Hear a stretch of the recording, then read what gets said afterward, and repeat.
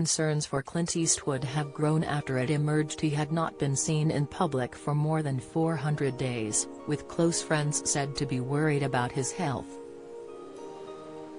The Academy Award winner, who turns 93 on May 31, has enjoyed an incredible life, and has maintained a healthy lifestyle after his father passed away in his 60s.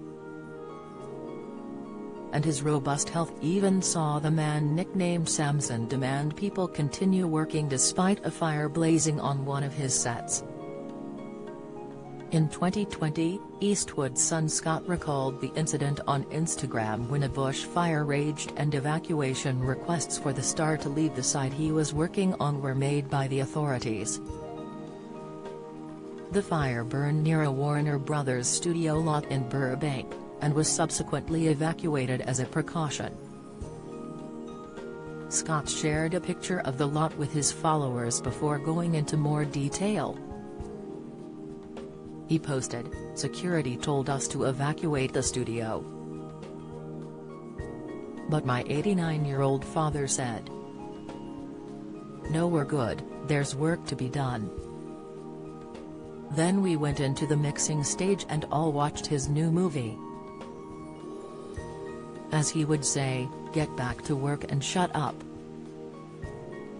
True story. Another to witness the chaos was composer Christopher Drake, who is responsible for scores including Justice League, Doom, Wonder Woman, and Batman. He too addressed the scenes, telling followers on Twitter he had to evac my studio at Warner Brothers for the first time ever due to smoke from the Barham fire right behind the studio. Warner Brothers is on total lockdown at the moment. Eastwood was reportedly working on the 2021 drama flick Cry Macho, which the actor also starred in and directed. More recently, an insider spoke of how concerns for Eastwood had grown after he had not been seen for more than a year. RadarOnline.com reported that someone close to the Gran Torino stars said, "Clint has always enjoyed great health and been vital and active despite his advancing age, but the fact that he hasn't been around as much lately has a lot of people in Hollywood worried about him. It's hard to imagine him in anything other than fine form, but Father Time catches up to all of us." Eastwood put his health at the forefront of his mind after his father suffered a fatal heart attack at the age of 64 in 1970. The experience of this loss shaped Eastwood's life, Fritz Maynes, a longtime collaborator with the spaghetti western gunslinger, said, describing it as the only bad thing that ever happened to him in his life, in Patrick McGilligan's 2015 book Clint, The Life and Legend. Don't miss.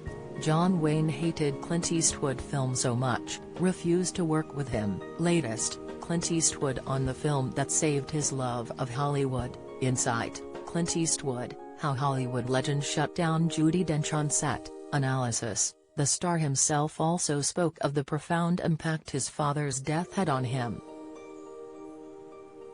He adopted a strict diet, and detested cigarettes, a habit his chain-smoking father enjoyed.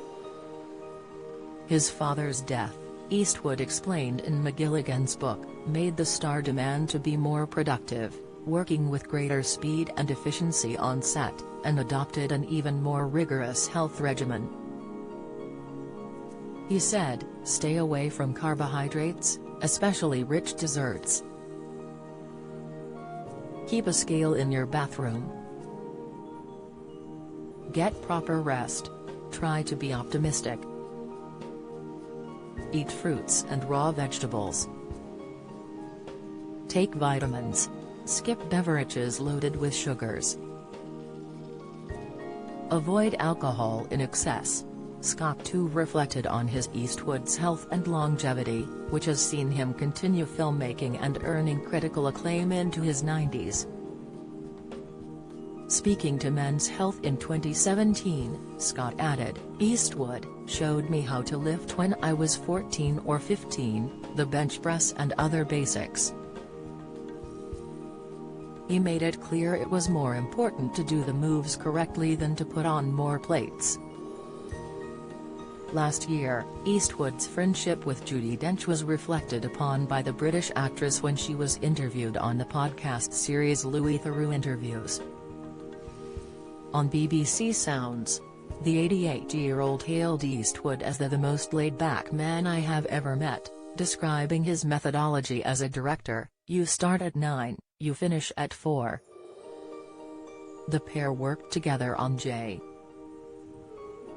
Edgar, and putting on an American accent to impersonate Eastwood," she added, "in your own time, that's what he'd say."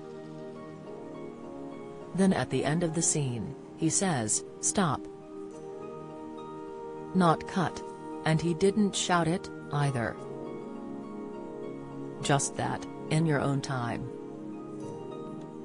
She then recalled another encounter between the two, adding, "Mr. Eastwood, could we possibly do that again?" "Why?" "Sorry." "Why?" "Well, because we've just done it once." "Could we have another go?" "No."